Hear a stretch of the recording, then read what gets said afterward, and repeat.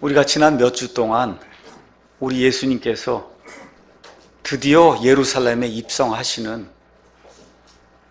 이러한 성경 말씀을 가지고 하나님께서 왜 그런 말씀들을 우리 모든 성도들 위해서 기록해 놓으셨는가, 이렇게 한 사건 한 사건 이렇게 짚어가며 하나님의 말씀을 지금 살펴보고 있습니다.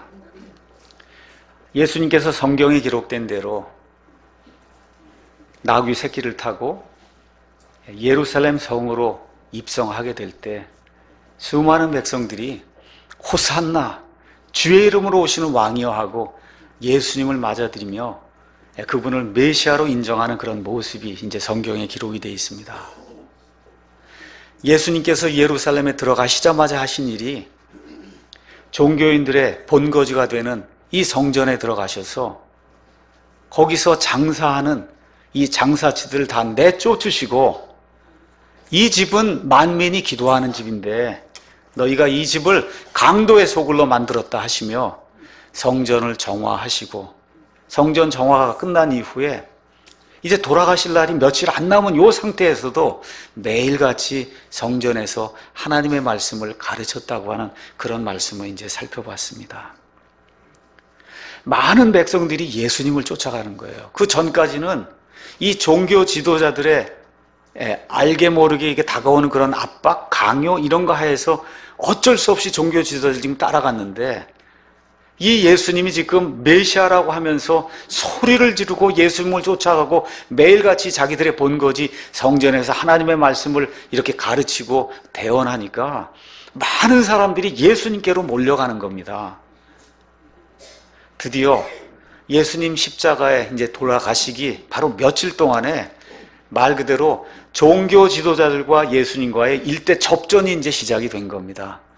겉으로 보기에는 종교 지도자들과 예수님과의 이런 대결이라고 우리가 볼 수가 있지만, 영적으로는 하나님의 일을 막으려고 하는 마귀의 엄청난 것 같은 그 세력과 하나님께서 이루시고자 하는 그 뜻, 이 둘이 예수님 돌아가시기 한 3, 4일 동안에 폭발을 하면서 갈등을 보이면서, 그러면서 예수님께서 하나님의 권위를 입증하시는 그런 내용이 지금 누가복음 19장, 20장 쭉 이렇게 진행이 되면서 성경에 이제 나오고 있습니다. 지난주에는 수제사장, 그 다음에 서기관, 그 다음에 장로라고 하는 이스라엘의 이 치리자들이 예수님에게 다가와서 내가 도대체 무슨 권위로 이렇게 하나님의 말씀을 성전에서 가르치느냐, 도대체 무슨 권위로 가르치냐 이거예요. 아니면 그 권위를 내게 준 사람이 누구냐 하고 예수님의 권위에 대해서 질문을 하는 그런 내용이 성경에 이제 기록이 되어 있습니다. 그때 예수님께서 침례자 요한의 침례가 저 하늘에서 하나님께로부터 온 거냐, 아니면 사람들에게서 온 거냐, 이 종교지도자들이 대답할 수가 없는 거예요. 그렇죠? 대답할 수가 없는 거예요. 하나님에게서 왔다 그러면 왜 그러면 너희가 믿고 회개의 침례에 순종하지 아니하였느냐, 그렇게 당장 예수님 부르실 테고, 사람들에게서 났다 그러면 모든 사람이 요한을 의로운 사람으로 하나님에게서 온 대언자로 생각하니 돌에 맞아 죽을 수밖에 없는 이런 상황이 되다 보니까 뭐라고 얘기해요? 모르겠다, 그렇게 얘기하잖아요. 모르겠다. 그래서 예수님이 뭐라 그래요? 나도 무슨 권위로 이 일들 행하는지 너희에게 말하지 아니하겠다. 얼마나 멋있는지 알 수가 없어요. 그 이후에 우리 예수님께서 포도원을 넘겨받은 악한 농부들에 대해 이제 이야기하시며, 포도원 그 지기 주인이 그들에게 계속해서 종들을 보내다 맨 마지막에 아들까지 보냈는데 아들을 잡아서 포도원 밖으로 던지고 죽이는 이와 같은 이야기들을 예수님께서 하시면서 결국 종교 지도자들이 본인을 죽일 것이라고 하는 이와 같은 예언의 말씀을 주시고, 맨 마지막에 건축자들이 버린 그 돌이 모퉁이에 으뜸가는 그런 돌이 되었다, 건물에 으뜸가는 주춧돌이 되었다라고 이야기하면서 그 돌을 거부한 그런 모든 사람들을 으깨고 부수고 해서 지옥 불 속으로 집어넣을 것이라고 하는 준엄한 이 심판의 말씀을 해주시는 내용 우리가 지난주에 이제 살펴봤습니다. 자, 그런데 종교 지도자들 또 뿐만 아니라 정치적인 지도자들이 있어요. 그 정치적인 지도자들의 한 분파가 오늘 여기 나오는 사두개인입니다. 지금 수제사장들이 달려갔어요. 서기관들이 달려갔어요. 장로들이 달려갔다가 한마디 말도 못하고 지금 쫓겨나서 참패하는 그런 모습을 보고는 사두개인들이 우리가 이번에 나서서 이 예수라고 한 말 그대로 이 사람들을 볼 때 촌놈 아니에요. 나사렛 촌놈.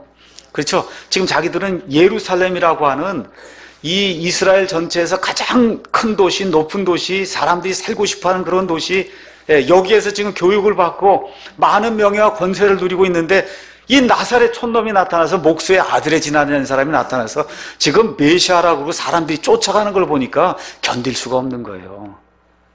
오늘은 신학적인 문제를 가지고 와서 아주 이 자를 눌러버려야 되겠다. 이렇게 생각을 하고 예수님께 접근하는 그런 내용이 이 안에 이제 기록이 되어 있습니다. 여러분과 제가 신약 성경 읽어보시면 구약 성경에는 전혀 나오지 않던 이상한 사람들이 나옵니다. 바리새인이 나오죠. 그렇죠. 여기 지금 사두개인이 나오죠. 헤롯 당원이 나옵니다. 열심 당원이 나옵니다. 이런 사람들이 나와요. 그러니까 예수님 오시기 약 400년 전쯤에 하나님의 말씀이 주어지지 않을 때가 이걸 침묵기라고 이야기하는데 그 침묵기 때에 여러 분파의 이 종교적인 아니면 정치적인 색채를 띤 이와 같은 단체들이 생겨났습니다. 그 단체들 중에 하나가 오늘 나오는 사두개인이에요. 예수님 오시기 약 300년 전쯤에 이스라엘 땅에 사두개인이 이제 등장을 했는데 이 사람들은 성전을 중심으로 또 제사장을 중심으로 해서 사람들에게서 권력을 취하고 또 성전을 중심으로 하다 보니까 성전에서 짐승을 바꿔주고 하니까 돈이 많이 생기지 않습니까? 그렇죠? 그러한 그 이득을 차지하는데 혈안이 되어 있는 그런 무리가 사두개인입니다. 사두개인하고 누가 철천지 원수냐? 바리새인이 철천지 원수예요. 둘이 아주 붙었다 하면 계속해서 갈등을 일으키고 싸움을 일으키는데 한 문제에 있어서는 둘이 동일했어요. 그건 뭐냐? 메시아라고 하는 저 예수를 죽여야 되겠다 하는 거에서는 사두개인, 바리새인, 서기관, 장로 할 거 없어요. 하나가 돼서 예수님을 죽이지 않으면 자기들이 지금까지 누리던 그런 모든 이 권세와 명예 이런 것들이 사라질 수밖에 없으니까 그래서 이제 이해관계, 옛날에 믿던 거 이런 거 다 관두고 이제 어떻게 하든지 예수라고 하는 저 사람만 우리가 죽여야 되겠다 하는데 지금 혈안이 돼서 그래서 사두개인들이 서기관, 그 다음에 장로, 그 다음에 수제사장들이 참패했다는 소식을 듣고 이제 등장을 하는 모습이 이 안에 이제 기록이 되어 있습니다. 사두개라고 하는 그런 말은 공정함을 뜻하는 히브리 말, 여기서 나왔다고 하는 그런 주장도 있고 예수님 오시기 약 300년 전에 이 사독이라고 하는 그런 제사장이 있습니다. 그래서 그 사독이라고 하는 그런 제사장의 후예로 사독의 어떤 그 철학과, 그러니까 제사장이기 때문에 이러한 그 문화 아니면 사상 이런 것들을 가지고 이스라엘 백성을 통치하는 그런 무리로 등장한 이러한 사람들이 사두개인이다 이렇게 주장하는 이러한 이론도 있습니다. 그럼 사두개인들하고 바리새인들하고는 큰 차이가 있어요. 어떤 차이가 있느냐 하면 사두개인들은 오직 하나님의 말씀만 믿어야 된다 그렇게 주장을 하는 거예요.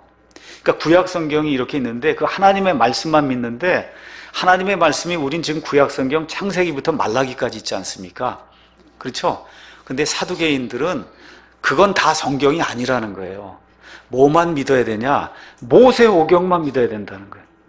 그러니까 모세오경만 하나님의 말씀이고 그 나머지는 하나님의 말씀이 아니라는 겁니다. 아니다. 그렇게 되면서 또 뭐를 주장을 했냐? 바리새인들은 이 하나님의 말씀, 십계명이라는 이런 중요한 그런 율법의 말씀 그거 외에도 600여 가지의 율법을 만들어서 이건 해야 되고 이건 하면 안 된다. 그렇죠? 안식일에 예를 들어 뭐 1km 이거 밖으로 나가면 일이고 아니면 일이 아니 이러한 600여 가지의 이런 율법을 만들어서 사람을 괴롭게 했거든요.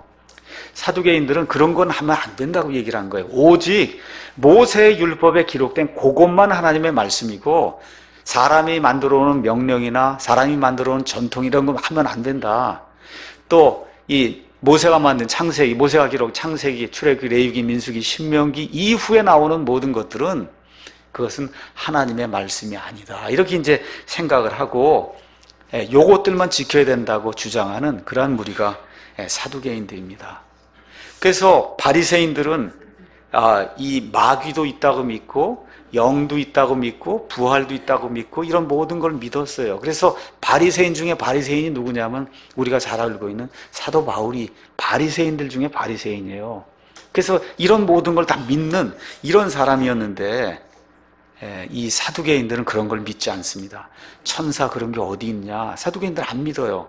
그 다음에 영이라는 게 뭐가 있냐? 사람은 몸이 죽으면 그러면 혼도 다 죽는 거다. 그러니까 부활 이후에 하나님이 이 땅에서 우리가 믿음을 가지고 행한 일에 대한 보상 이런 거 믿으면 안 된다. 오늘 우리 가서 보니까 20장 27절에 그때 부활이 있음을 부인하는 사두개인들 중에 어떤 자들이 와서 그분께 물었다. 이렇게 기록이 되어 있어요. 아주 성경에 명백하게 기록이 되어 있어요. 사두개인들은 영이나 천사나 부활이나 이런 거는 그건 없다는 거예요. 없다. 왜 없다고 믿느냐? 아까 제가 말씀드렸듯이 이 사람들은 모세 오경만 믿는데 이 사람들의 주장은 뭐냐? 모세 오경에 한번 가봐라. 거기 부활이 어디 있냐는 거예요. 창세기부터 신명기까지 가서 자세히 읽어봐라. 거기 무슨 부활이 있냐는 거예요. 그러니까 부활이 없으니까 우린 이것만 하나님의 말씀도 믿는데 부활이 없으니까 부활은 없는 거다. 이렇게 하다 보니까 예수님 이제 십자가 사건 이후에 이제 성령님께서 내려오셔서 이 제자들에게 권능을 주셔서 제자들이 나가서 말씀을 선포하는데 그 말씀의 핵심 내용이 뭡니까? 너희가 잡아 죽인 그 예수님을 하나님께서 다시 일으켜 세우셨다는 거잖아요. 부활의 메시지를 전했잖아요. 그러니까 사도행전에서 이 제자들이 부활의 메시지를 전할 때 가장 강력하게 브레이크를 건 사람들이 누구냐? 여기 나와 있는 사두개인들이에요. 사두개인들. 이거 있을 수 없는 거라는 거죠. 우리 정통적으로 신학을 했다고 하는 이런 사람들 입장에서는 모세오경에 부활이 없다는 겁니다. 이렇게 주장하는 사람들이에요. 그래서 바리새인들은 비록 사람의 전통 뭐 여러 가지를 만들어 놓고 했지만 그래도 이 땅에 이루어지는 모든 일 또 사람과 관련된 그런 모든 일은 하늘에 계신 하나님의 어떤 섭리, 통치 이런 거에 의해서 이것들이 이루어진다. 지배가 된다. 이렇게 이제 믿고 있었는데 사두개인들은 그렇게 믿은 게 아니에요. 내 힘으로 된다고 믿는 거예요. 이 세상의 모든 일 다 내 힘으로 되는 거다. 그러니까 한마디로 이 사람들의 철학을 이야기하면 죽으면 끝이야. 죽으면 끝이야. 그러니까 여기서 잘 살아야 돼. 여러분 이해하시겠죠? 철저한 현실주의자예요. 앞날이다 모르는 게 없는 거예요. 모든 수단을 다 동원해서라도 지금 이 땅에서 잘 살고 그리고 끝내야 되는 거지 그 이후에 거 바라고 이런 거는 그거 어리석은 거다. 이렇게 주장하는 사람들이 사두개인들입니다. 이렇게 하다 보니까 유대 백성들이 가만히 판단해 보니 이 바리새인들이 엄격하게 뭐 물건 하나 뭐 이거 하나 이렇게까지 율법을 만들어 사람을 옥죄긴 하지만 가만 보니까 천사도 있다 그러고 영도 있다 그러고 부활도 있다 그러고 성경 가서 보니까 다 있으니까 누굴 더 좋아하겠어요?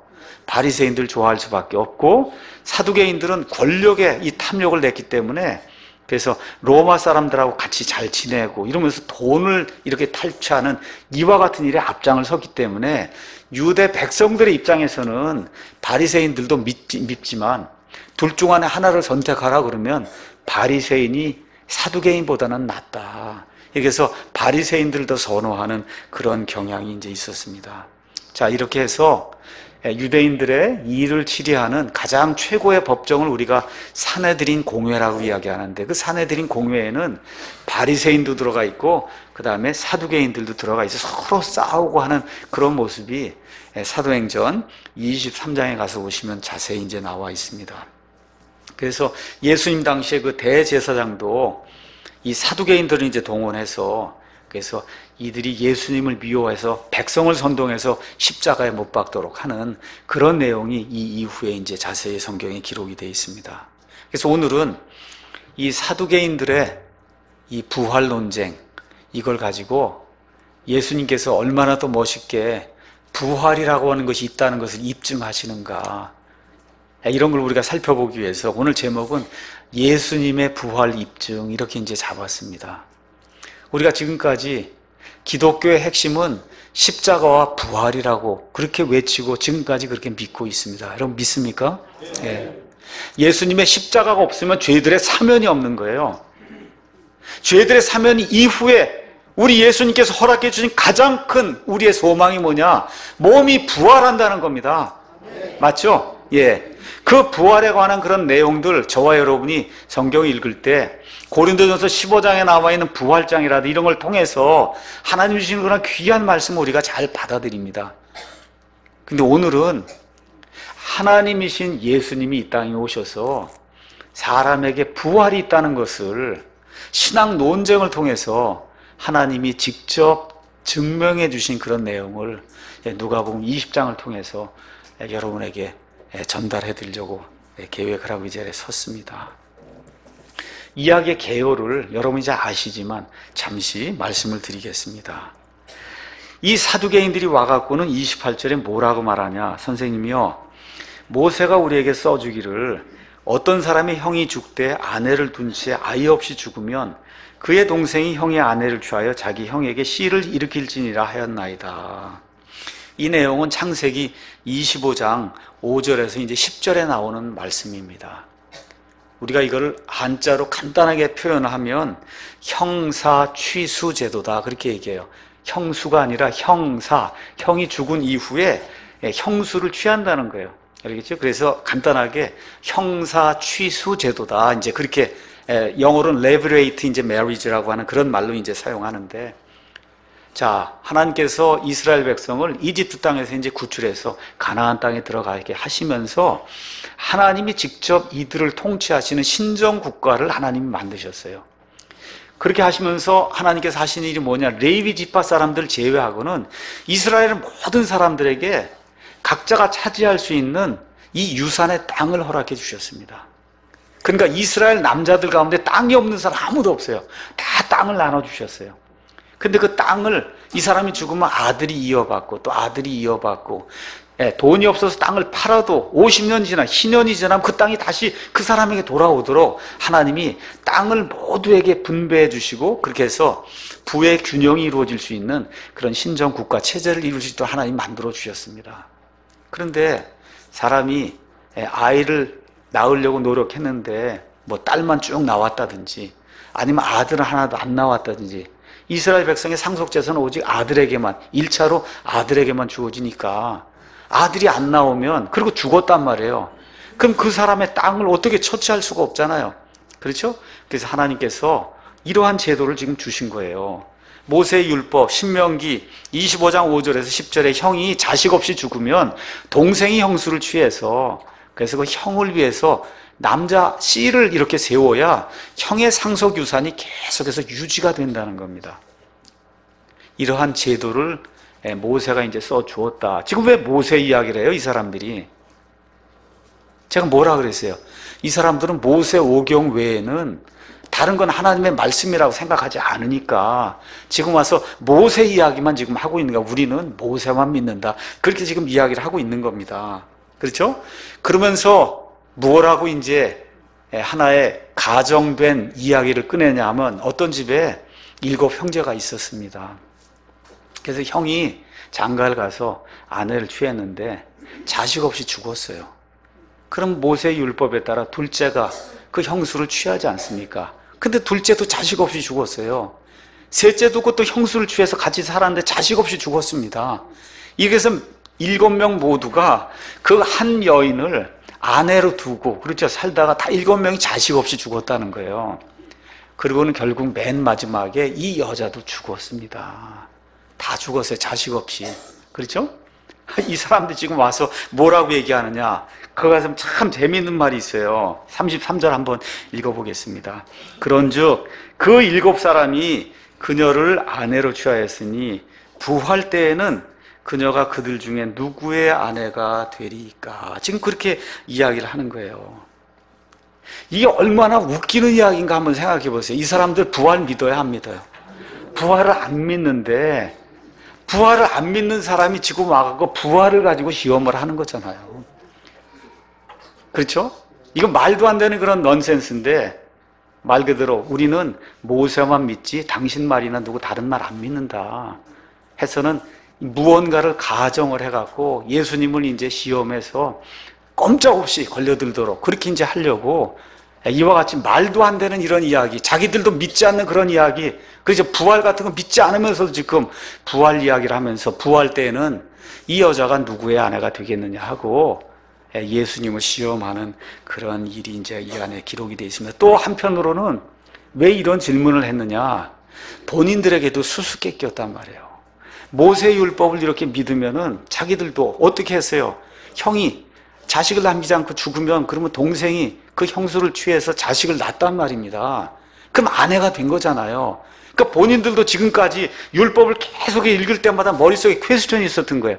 야, 이 다음에 혹시 정말 부활하면 이 사람이 내 아내가 되나 내 형의 아내가 되나. 그렇죠? 지금 여기 7명이면 7명 중에 누구의 아내가 되냔 말이에요. 이거 얼마나 큰 미스테리고 수수께끼예요. 아무도 지금까지 가르쳐주지 않았단 말입니다. 이거 아는 사람이 있으면 이걸 왜 물어봤겠어요? 그렇잖아요. 어느 누구도 이거에 대해서는 대답을 안 하는 거예요. 할 수도 없고. 왜 그래요? 아무도 모르는데 어떻게 대답을 합니까?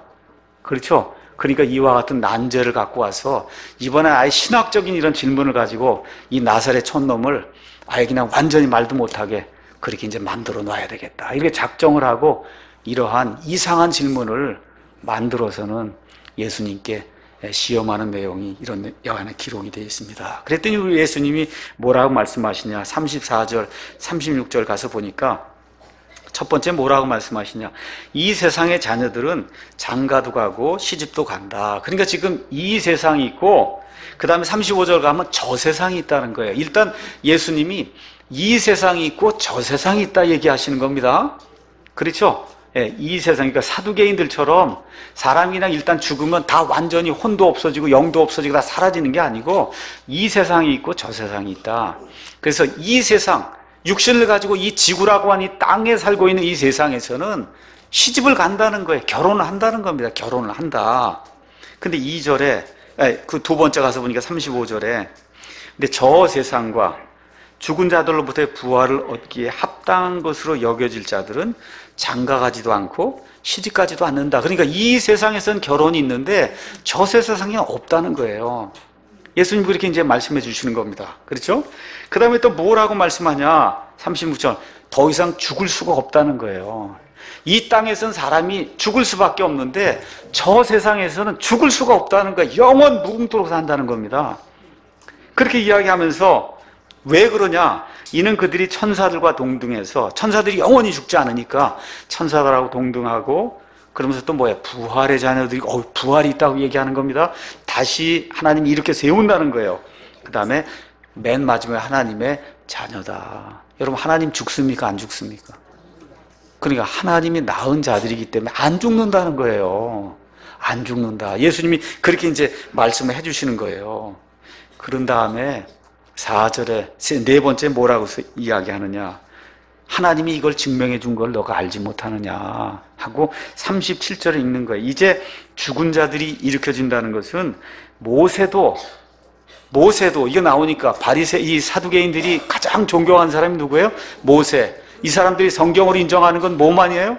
모세 오경만 인용을 하니까 그래 너희가 모세 이야기를 하니 내가 모세의 말을 인용해서 하나님이 사람들을 다시 일으켜 세운다는 이런 사실을 하나님이 보여준 것을 내가 너에게 보여주겠다.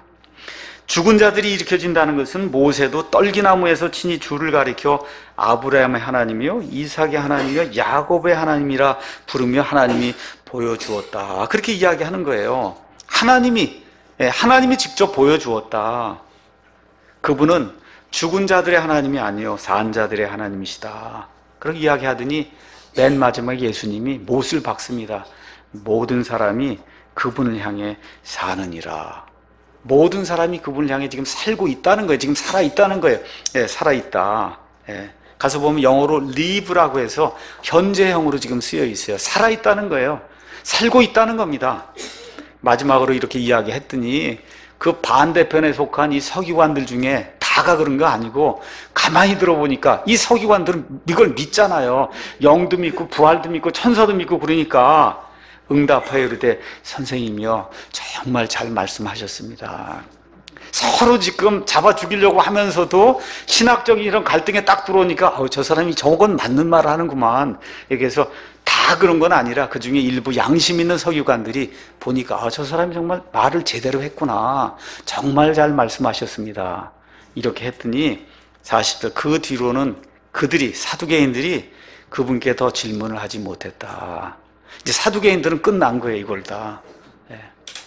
자, 이걸 가지고 우리 예수님께서 부활을 증명하신 그런 내용을 저와 함께 같이 성경을 통해서 살펴보도록 하겠습니다. 저와 여러분 이 땅에 태어나면 하나님을 기쁘게 하기 위해서 꼭 해야 되는 게 있어요. 그게 뭐냐? 남자든 여자든 적당한 나이가 되면 결혼해야 돼요. 하나님이 창세기 1장 28절에 이 결혼하고 해서 이 번성을 하고 이렇게 해서 온 땅을 가득히 채우라고 말씀해 주셨어요. 지금 마귀가 하나님과의 갈등을 일으키고 하나님의 천사들 중에 3분의 1을 데리고 이렇게 타락을 하면서 하나님을 어떤 식으로든 대적해서 넘어뜨리려고, 이건 말도 안 되는 그런 시도지만 그런 일을 하려고 할 때 하나님께서 이 땅과 우주 공간과 그 다음에 하나님의 형상을 가진 그런 사람을 이렇게 만들어 놓으시고, 그래서 지금 저와 여러분이 이 땅에 존재하는 이유는 지금 하나님의 도구로서 마귀를 멸하시려고 하는 하나님의 도구로서 하나님의 일을 수행하기 위해서 저와 여러분 지금 이 땅에 존재하고 있는 거예요. 그 존재 목적 중에 가장 큰 것이 뭐냐? 생육하고 번성해서 이 땅을 채워야 되는 거예요. 그래서 사람이 죄를 짓기 전에, 창세기 3장에 죄를 짓기 이전에 하나님께서 남자와 여자를 만드시고 이 둘이 하나가 돼서 그래서 아이들을 출산해야 된다고 하는 이와 같은 지상명령을 하나님이 주셨습니다. 자, 이렇게 됐고 특별히 범죄 이후에는 사람이 죽지 않습니까? 그렇죠?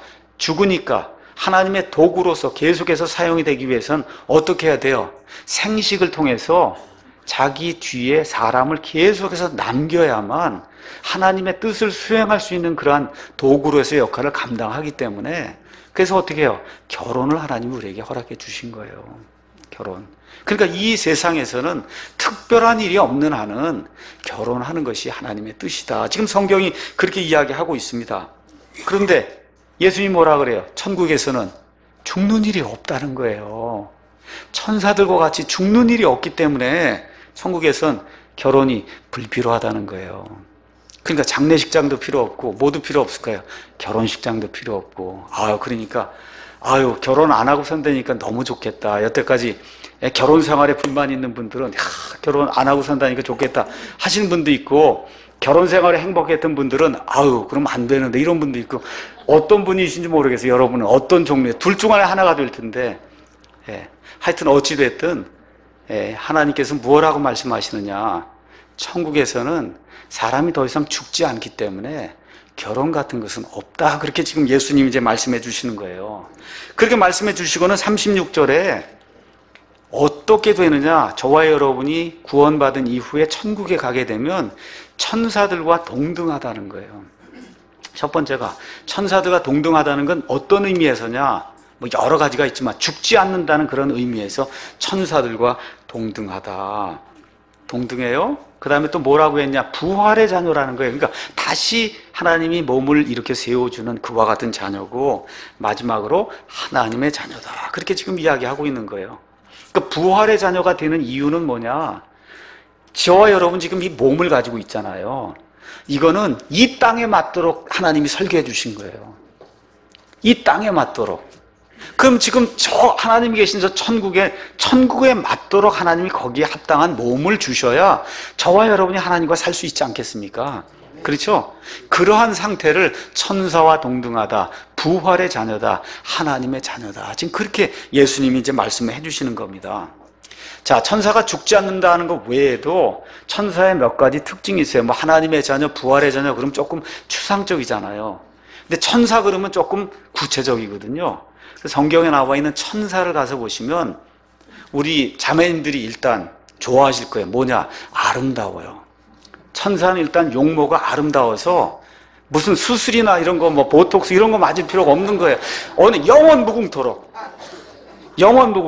아시겠죠? 용모가 준수해요. 그 용모가 준수한 중에 가장 준수한 자가 누구예요? 루시퍼였단 말이에요.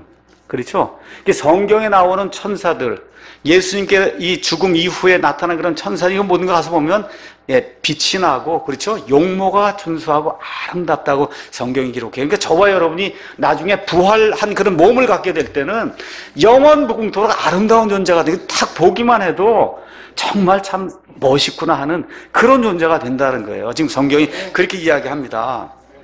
두 번째는 어떤 존재가 되냐? 힘이 말 그대로 무한한 그런 존재가 돼요.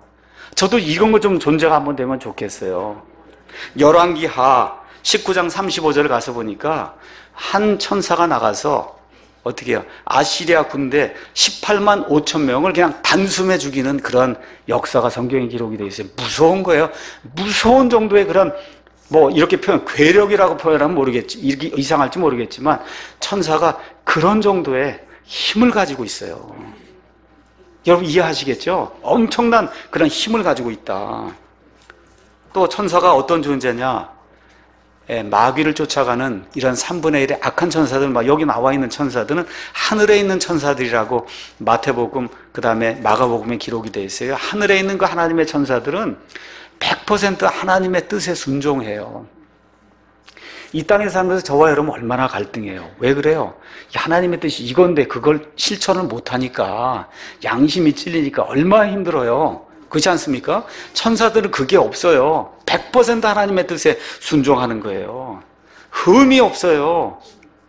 우리가 지난 2주 동안 얘기했던 걸 얘기하면 우울증, 침체 이런 게 없는 거예요. 천사는 평생토록 즐거움 가운데 하나님과 함께하며 하나님께 예배하고 하나님께서 맡겨주신 모든 일을 하나님의 뜻에 100% 맞게 이렇게 실천하는 그런 존재가 성경에 나와 있는 하나님에게 속한 그런 천사라고 이야기하는데, 우리가 나중에 부활을 하면 천사들과 그런 면에서 동등하다는 겁니다. 근데 사도 바울은 나중에 가서 무엇라고 이야기하냐? 너희가 이 천사들을 지배하고 재판할 줄을 너희가 알지 못하느냐. 왜 그러냐? 우리에게는 하나님의 형상이 들어있기 때문에 나중에 우리가 부활한 그런 몸이 될 때는 천사들 이상을 뛰어넘어서 천사들까지도 재판할 수 있는 그러한 능력자가 된다고 지금 성경이 이야기를 하고 있어요. 놀라운 말씀을 예수님이 우리에게 이제 해주신 겁니다. 자, 여기까지 이야기해서는 사두개인들이 그거 가지고 우리가 물은 거 그거 답변이 되겠느냐, 그거 갖고 안 된다고 이야기를 하니까 예수님께서 이 모세오경에 나와 있는 출애굽기 3장에 나와 있는 이 말씀을 가지고 하나님께서 이미 이 출애굽기 3장의 말씀을 기록을 해주시면서 사람이 부활한다고 하는 것을 하나님이 이미 증명해 보여주시지 아니했냐라고 이야기하면서 출애굽기 3장으로 이들을 이끌고 가는 내용이 그 다음에 이제 나와 있습니다. 출애굽기 3장 우리가 잠깐 한번 보겠습니다. 출애굽기 3장은 여러분이 잘 아는 것처럼 하나님이 모세를 만나시는 장면이 그 안에 기록이 되어 있어요. 모세가 이집트의 왕자로 지내다가 스스로 자기 힘으로 이스라엘 백성 한번 구출해 봐야 되겠다 하는 이런 열정을 가지고 이스라엘 백성들을 구출하려고 시도하다가 결국 모든 일이 탄로나서 사람을 죽이게 되고, 그 결국은 이집트 사람을 죽인 일로 인해서 그래서 도피할 수밖에 없는 그런 상태가 돼서 얼마 동안 도피했냐? 40년 동안 미디안 땅으로 도망가서 양, 염소, 떼를 돌보면서 똥을 치우고 하는 이런 일들 하면서 지금 40년 시간이 흘러갔는데, 어느 날 하나님의 산 호렙이라고 하는 그 하나님의 산에 올라갔다가 떨기나무를 봤는데 떨기나무에 불이 붙었죠. 그렇죠? 근데 이상하게 불이 붙으면 어떻게 돼? 소멸이 돼야 될 거 아니에요. 나무가 다 재로 변해야 될 거 아니에요. 근데 이상하게 떨기나무에 불이 붙었는데 이 떨기나무가 소멸이 안 되고 그대로 있는 거예요. 그렇죠? 이게 무슨 일인가? 너무 이상하지 않습니까?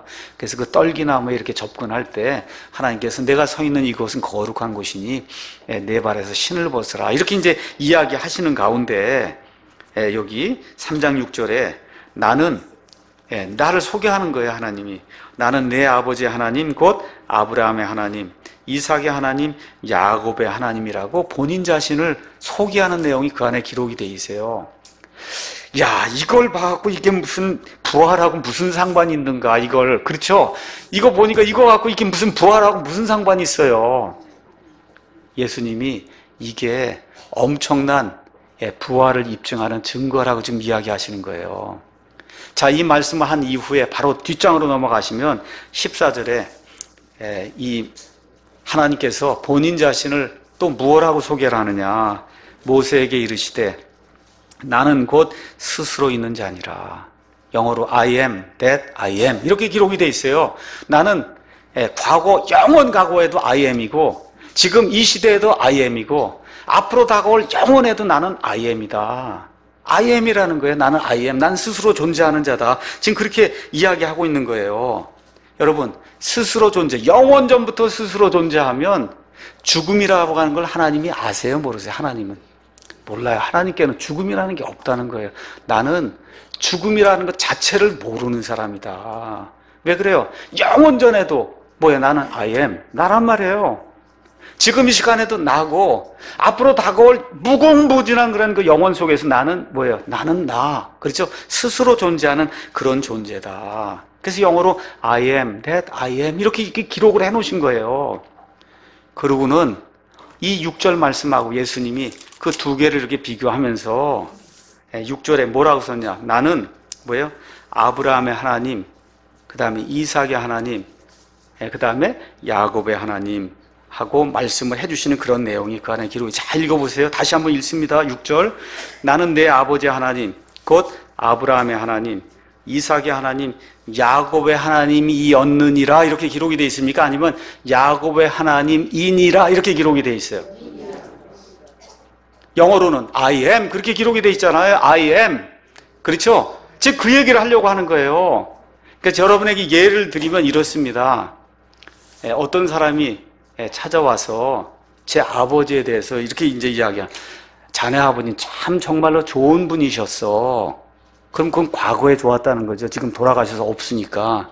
그렇죠? 근데 그게 아니라 자네 아버님 참 좋은 분이야. 그럼 뭐예요? 지금 살아계신다는 얘기잖아요. 맞습니까? 지금 하나님이 나타나서 뭐라고 얘기하냐? 나는 아브라함의 하나님이었다. 그렇게 이야기하면 그건 죽은 자의 하나님이란 말이에요. 그렇잖아요. 아브라함이 죽어서 없다는 거예요.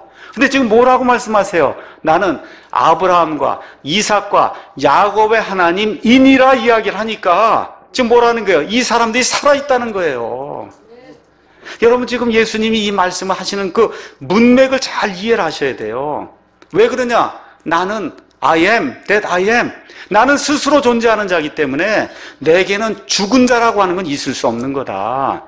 나는 죽음을 모르는 그런 존재이기 때문에, 그래서 내가 누구에게 내 자신을 소개할 때 죽은 사람의 하나님이라고 내가 어떻게 소개하냔 말이에요. 그러니까 뭐라 그래요? 나는 아브라함과 이삭과 그 다음에 야곱의 하나님이었느니라가 아니라 야곱의 하나님이니라 I am 하고 지금 소개를 하는 그런 내용이 이 안에 기록이 되어 있는 거예요. 여러분 이해하시겠습니까? 예. 그래서 이 이야기는 무슨 얘기냐? 아브라함이 이미 죽었습니다. 사람 눈에는. 그렇죠? 이삭이 이미 죽었습니다. 야곱이 이미 죽었어요. 그렇죠? 근데 하나님 뭐라 그래요? 이 사람들이 지금 살아있다는 거예요. 왜 그래? 나는 죽은 자의 하나님이 아니라 영원 끝부터 앞으로 다가올 영원까지 나는 죽음을 모르는 그런 존재이기 때문에 내 자신을 어떻게 죽은 자의 아버지 아니면 죽은 자의 하나님이라고 소개할 수가 있느냐. 그래서 나는 I am이라고 지금 소개하는 내용이 이 안에 이제 기록이 되어 있는 거예요. 그러면서 우리 예수님이 뭐라고 말씀하시냐? 38절에 그분은 죽은 자들의 하나님이 아니요, 아브라함과 이삭과 야곱이 너희 눈에 보기엔 지금 죽어 있지만 하나님 보시기엔 아니다. 살아있다는 겁니다. 산 자들의 하나님이시다 이야기하면서 모든 사람이 그분을 향해 지금 사느니라라는 얘기는 살고 있다는 거예요. 다시 말씀드립니다. 사람이 보기에는, 눈으로 보기에는 어떤 사람이 죽어 있을 수 있어요. 근데 하나님께는 저 죽은 자도 하나님께는 살아있다는 거예요. 여러분 그 말씀을 이해하셔야 되는 거예요. 누가복음 16장 가서 보니까 부자와 나사로 실제 이야기가 나옵니다. 아브라함 이야기가 나옵니다. 이 세 명이 다 사람 눈엔 죽은 거죠. 맞습니까? 사람 눈엔 죽어 있잖아요. 그런데 어때요? 하나님 눈에는 다 살아서 말도 하고 뜨겁다고 느끼기도 하고 옷도 입고 간청하고 이런 내용이 성경에 기록이 돼 있잖아요. 그렇죠? 그래서 하나는 어디에 들어가 있냐? 아브라함의 품에 들어가 있고, 그걸 뭐 지금식으로 얘기하면 천국에 들어가 있고, 다른 하나는 어디가 있어요? 지옥에 들어가 있단 말이에요. 근데 지옥에 있든 천국에 있든 다 살아있어요? 죽어 있어요? 살아있단 말이에요. 지금 살아있다. 조금 더 구체적으로 이야기하면 제 아버지가 한 9년 전에 돌아가셨어요. 제 눈에선 사라졌어요. 근데 하나님께 대해서는 살아있습니까? 죽어 있습니까? 살아있단 말이에요. 제 장모님이 10년 전쯤에 돌아가셨어요. 사람 눈에는 안 보입니다. 지금 살아있습니까? 죽어 있습니까? 살아있다는 거예요. 우리 교회 안에 교회를 이렇게 열심히 섬겨주던 우리 피얼스 형제님, 여러분 기억하시죠? 예. 피얼스 형제님 돌아가셨어요. 몇 년 전에. 하나님께 대해서는 지금 살아있습니까? 죽어 있습니까? 우리 교회 얼마 전에 이명자 어르신 돌아가셨어요. 올해 돌아가셨습니다. 그렇게 열심히 같이 신앙생활하고 하던 분이 갑자기 돌아가셨어요. 하나님 편에 지금 죽었습니까? 살아있습니까? 살아있다는 거예요. 모든 사람이 이 땅에 존재하는 사람이나 저 세상에 존재하는 사람이나, 저 세상은 두 개가 있어요. 지옥 아니면 천국이 있는데, 지옥에 있든 천국에 있든 어디에 있든 이 땅에 있든 이 하나님의 형상을 받은 모든 사람은 우리 사람 눈엔 죽은 것으로 보여도 하나님께는 살아있다고 하나님이 말씀을 해주시는 거예요. 우리가 기독교의 부활 그렇게 이야기하면 많은 사람들이 착각을 해요. 아, 예수님 믿고 구원받은 사람만 부활하는가 보다. 성경은 그렇게 이야기하지 않습니다. 부활도 성경은 두 개가 있다고 이야기를 해요. 하나는 첫째 부활이다. 첫째 부활, 예수님과 또 예수님 안에서 죽은 모든 자들이 새로운 몸을 얻는 첫째 부활이 있다. 이 첫째 부활의 첫 열매가 누구냐? 예수님이세요. 그렇죠?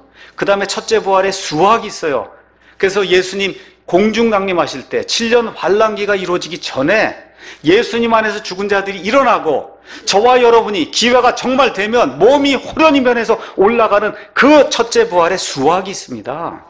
그게 끝나고 나서 7년 동안 땅에 환란이 있고, 이 7년 환란기가 끝나는 그 시점에 구약시대에 죽었던 모든 성도들과 환란기 때 죽었던 모든 성도들이 부활의 이삭줍기로 이렇게 되면서 첫째 부활을 마감하는 그런 이 성경에 기록이 돼 있어요. 그래서 예수님 안에서 죽은 모든 자들이 참여하는 부활을 첫째 부활이라고 이야기합니다. 첫째 부활에 참여하는 자들은 뭘 맛보지 않아요? 둘째 사망을 맛보지 않는단 말이에요. 죽을 수 있습니다. 저희 아버지도 돌아가셨어요. 저도 죽을 수 있어요. 이게 사람이기 때문에. 근데 예수님 안에 있으면 둘째 사망은 맛보지 않습니다. 둘째 사망은 어떤 사람이 맛보는 거냐? 예수님 밖에서 죽은 사람들이 다시 부활한단 말이에요. 이 사람들도 영원 무궁토록 지옥 불 속에서 살아야 되기 때문에. 그래서 요한계시록 20장 11절에 14절 가서 보니까 바다와 지옥과 이런 모든 것들이 예수님 밖에서 죽은 자들 다 내어주면, 그러면 하나님의 크고 흰 왕좌 앞에서 예수님 밖에서 죽은 모든 사람들의 행위가 분명히 드러나면서 하나님께서 그들에게 합당한 그런 보응을 주시고, 결국 이 모든 자들이 마귀와 그의 천사들과 함께 하나님이 그들을 위해서 마련해 놓으신 영원 무궁한 불 속에 몸을 가지고 들어가서, 부활한 몸을 가지고 들어가서 영원 무궁토록 형벌을 받는다고 성경이 이야기를 하고 있습니다. 그러니까 다시 말씀드려, 믿는 자든 믿지 않는 자든 다 부활하는 거예요. 부활해서 영원 무궁토록 한 부류는 하나님과 함께 천국에 사는 것이고, 다른 한 부류는 하나님을 대적하고 하나님께 반역을 이루었던 이 마귀와 그의 천사들과 함께 영원 무궁토록 이 몸을 가지고, 이 부활한 그런 몸을 가지고 지옥불 속에 들어가 산다고 성경 말씀이 우리에게 이야기해주고 있는 겁니다. 왜 이런 일이 생기냐? 왜 이런 일이 생기냐? 사람을 하나님이 하나님의 형상으로 만드셨다 그랬어요. 형상이라는 건 판박이란 뜻이에요. 판박이.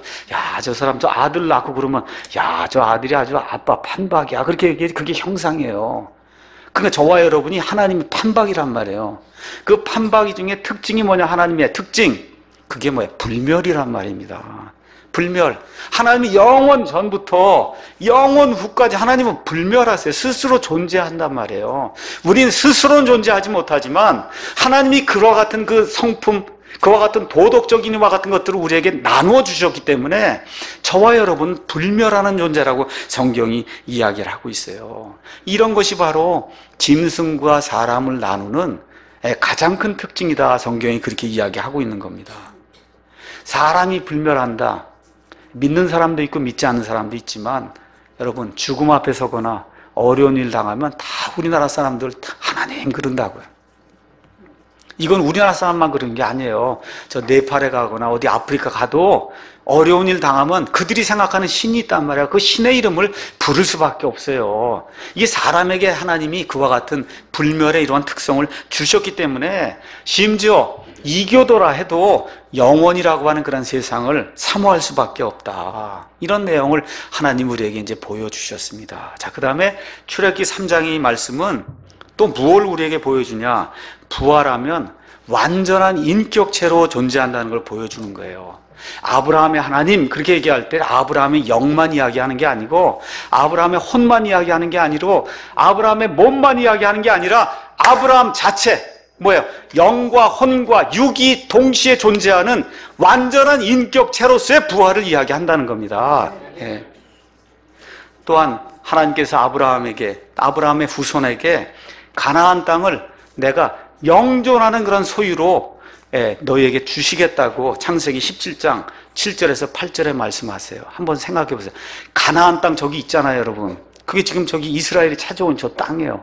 저건 물리적인 땅입니까? 아니면 보이지 않는 이런 허물허물한 이런 영적인 땅입니까? 그럼 여러분, 그 물리적인 땅을 소유하려면 거기 소유한 사람도 뭐가 있어야 되겠어요? 이 몸이 있고 물리적인 요소가 있는 사람이라 저 땅을 영원무궁토록 소유할 거 아니에요. 맞습니까? 그래서 하나님이 말씀하신 건 내가 영존하는 언약을 준다고 할 때 영존하지 못하는 이런 70년의 사람에게 영존하는 언약을 준다고 하는 말 자체가 넌센스가 된단 말이에요. 하나님이 아브라함에게 영존하는 언약을 준다고 할 때는 그게 영존하려면 사람이 영존해야만 그게 가능한 거 아닙니까? 이러한 말씀을 예수님께서 해주시는 거예요. 그럼 성경의 부활은 뭐냐? 고린도전서 15장 35절 38절 가서 보니까 이 사도 바울이 씨를 뿌리면 나중에 그 씨가 나오는 게 아니고 꽃과 열매가 이렇게 나온단 말이에요. 그렇지 않습니까? 물론 나중에 여기서 씨도 나오지만 어쨌든 씨 요만한 걸 요 몸을 뿌리면 그럼 나중에 꽃과 열매가 나온다는 거예요. 이 씨를 사도 바울이 뭐라고 얘기했냐? 본성에 속한 몸, 지금 이 땅에 속한 몸이 그 씨다. 그렇죠? 꽃과 열매, 씨 이거 보잘것없잖아요. 근데 심어놓으면 나중에 꽃이 피고 멋있게 되지 않습니까? 요렇게 되는 몸이 하나님과 함께 살 수 있는 영에 속한 몸이다. 지금 그렇게 이야기를 하고 있는 거예요. 그러니까 부활을 잘못 이해하시면 안 돼요. 이 땅에 살고 있는 몸을 하나님이 어떻게 저 흙 속에서 다 걷어갖고 재구성해 주시는 거 이렇게 생각하시면 안 되고 이 씨가 나중에 멋있는 꽃이 되는 거 이런 걸 생각을 하시면서 새 몸과 옛 몸은 연속성을 가지고 있어요. 씨가 있어야 열매가 나오는 거 아니에요. 그렇잖아요. 연속성은 가지고 있는데 어때요? 다른 거예요. 그렇지 않습니까? 예수님의 몸으로 설명해 드리겠습니다. 부활한 이후에 예수님 말씀하십니까? 예수님 음식 드세요? 옷도 입으세요? 남들이 보기에 예수님 같아요? 그래요. 그런 몸인데 똑같지는 않아요. 어떻게 해요? 시간과 공간을 초월하잖아요. 그렇죠? 예, 그와 같은 몸을 우리에게 주신다. 그렇기 때문에 저와 여러분이 부활하게 되면 그럼 서로 알아본단 말이에요. 아유, 저기 목사님이 있구나. 저기 누구 형제가 있구나. 알아는 보는데 어떻게 해요? 완전히 다른 모습으로 아름답게 몸이 변해 있는 이와 같은 몸을 주신다고 성경이 우리에게 이야기를 하고 있는 겁니다. 다시 말씀드릴게요. 부활하면 천사가 되는 게 아니에요. 천사가 되는 게 아니에요. 천사처럼 동등하게 영원히 죽지 않는 아름다운 힘을 가지고 하나님의 뜻을 행하는 이와 같은 그런 존재가 된다. 그래서 요한일서 3장 2절에 예수님과 같게 될 줄을 믿노라. 사도 요한이 그렇게 기록해서 예수님 부활하신 몸하고 똑같은 몸을 저와 여러분이 갖는다고 성경이 이야기하고 있는 겁니다. 결론의 말씀 이제 드리면서 왜 사두개인들이 이런 잘못을 저질렀는가? 우리 마가복음 말씀 한번 보겠습니다. 마가복음 12장 잠깐 보겠습니다. 이 사두개인들 이야기인데 똑같은 이야기인데 누가복음에 없고 마가복음에 있어서 읽습니다. 마가복음 12장 24절. 예수님께서 대답하여 그들에게 이르시되 그런즉 너희가 성경 기록들도 알지 못하고 하나님의 권능도 알지 못함으로 잘못하지 아니하느냐. 뭐예요? 성경 기록을 모르기 때문에 지금 이런 실수를 범한다는 겁니다. 뭘 안다 그러고 지금 하는데 아무것도 모르잖아요. 그렇죠? 그 첫 번째, 이런 실수를 하는 가장 큰 이유가 뭐냐? 성경 말씀을 모른다는 거예요. 여러분, 이 모세오경에 이와 같은 I am that I am 하고 하나님의 존재와 더불어 내가 아브라함의 하나님 I am 하고 이야기하는 이런 것들 너희가 알지 못할 뿐만 아니라 하나님의 말씀이 어디 모세오경으로 제한이 되냔 말이에요. 하나님 말씀은 여호수아기부터 시작해서 말라기까지가 하나님 말씀인데 너희가 성경 기록들 가서 욥기 19장 25절 27절 보란 말이에요. 부활한다고 분명히 돼 있지 않냐? 그렇죠? 예, 이사야서 26장 19절 부활한다고 분명히 돼 있지 않냐? 다니엘서 12장 2절 13절 가서 보란 말이에요. 부활한다고 돼 있지 아니하냐? 에스겔서 37장 24절 25절 가면 다윗이 부활해서 천년왕국에서 이 땅을 다스리겠다고 하나님이 말씀해 주지 아니하냐? 너희가 성경 기록을 모르기 때문에 이런 실수를 범한다. 두 번째 뭐라 그래요? 하나님의 파워를 너희가 모르기 때문에 그래서 실수한다는 거예요. 하나님의 파워가 뭐예요? 무에서 말씀으로 있으라고 하니까 이 모든 존재가 존재한다는 겁니다. 우리가 믿는 하나님이 이런 하나님이에요. 무에서 유를 말씀으로 창조하실 수 있는 이런 하나님이에요. 이 하나님을 모르니까 하나님은 어떻게 생각하는 거예요? 저 옆에는 형제 정도로 생각하는 거예요. 아이고, 저기 죽는 사람 정도로 생각을 하니까 이런 실수를 범하지 않느냐. 사도 바울의 표현대로 이야기하면 여러분, 우주 공간에 해가 있고 달이 있고 명왕성이 있고 해왕성이 있고 물고기도 수만 가지가 있고 꽃도 수만 개가 있고 동물도 수만 개가 있고 사람도 지금 수십억이 사는데 여러분 다 같은 몸이에요? 다 다른 몸이에요? 같은 몸이에요? 다 다른 몸이에요? 다 다른 몸을 주잖아요. 하나님 그렇게 파워풀하다니까요. 여러분 이해하시겠어요? 그렇게 파워풀하기 때문에 이 세상 떠난 이후에도 하나님이 거기에 합당한 몸을 주실 수 있는 그 권능을 왜 너희가 모르느냐. 너무 당연하지 않습니까? 하나님이 그 말씀을 해주시는 거예요. 구원의 문제도 마찬가지예요. 구원받들 이게 믿으라고 하거나 이렇게 할 때 하나님을 사람으로 생각하면 안 돼요. 돈 갖다 주고 뭐 열심히 하면 뭐 구원받을 줄로 착각하면 안 된다는 거예요. 어떻게 해야 구원받을 수 있냐? 무에서 유를 말씀으로 창조하시고 저와 여러분이 무덤 속에 들어가서 뼈가 다 소멸돼 없어진다 할지라도 공중에서 나팔 소리가 날 때 모든 것을 결합해서 하나님이 세우실 수 있다고 하는 그 믿음, 이 믿음을 소유하는 사람이 구원받을 수 있는 거예요. 하나님을 사람으로 생각하면 안 된다. 예수님이 그 말씀 해주는 겁니다. 너희가 성경 기록도 알지 못하고 하나님의 파워도 알지 못해서 잘못하고 있지 아니하냐. 구원의 문제도 그렇게 접근하셔야 되는 거예요. 무슨 뭐 소크라테스, 부처, 이 죽을 수밖에 없는 이런 존재 정도로 하나님을 이렇게 접근하면 해답이 안 나와요. 저와 여러분 이것과 상대가 될 수 없는 클래스가 다른 그런 존재로 하나님이 존재하고 계신다. 하나님 뭐라고 말씀하세요? I am that I am.